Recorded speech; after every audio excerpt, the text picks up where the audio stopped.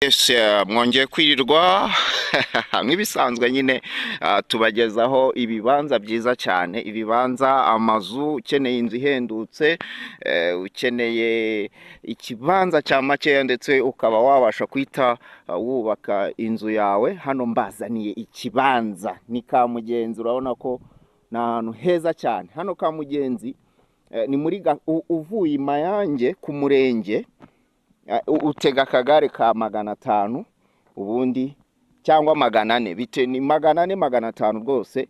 Uvuye hariya Mayange mu isantre mu Biryogo, umanuka mu muhanda then ukagera ahantu bita muri Gakamba, ugakomeza mu isantre igezweho, ndetse hari ibibanza byiza cyane. Iyo santre niho usanga kino kibanza. Ni ikibanza ubona ko abaturanyi barahari, na ahantu heza cyane. Ni ikibanza rero gifite 13 kuri metero 31. Wambwiye 31?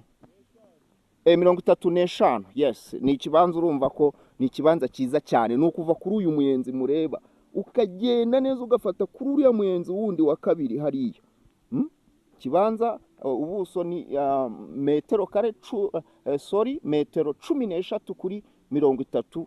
Ni ahangaha rero Kamugenzi, ahantu hagezweho heza, hafi y'ikibuga cy'indege. Akarusho nuko ari hafi y'ikibuga cy'indege. So urumva rero ko ibintu ari fresh cyane. Iki kibanza kiri ku mafaranga makeya, ni nko kukigurira ubuntu rwose, ni ukukigurira ubuntu.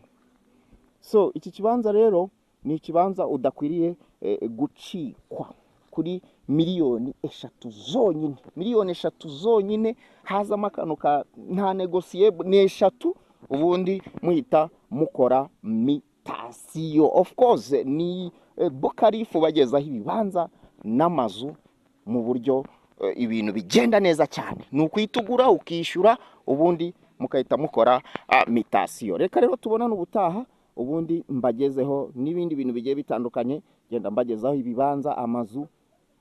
Umuntu utarakora subscribe azajya acikwa rwose. Aba diaspora, abantu bari hehe, mwese mushobora kugura ibibanza. Ni Bokarifu of course. Reka tubonane ubutaha. Bye.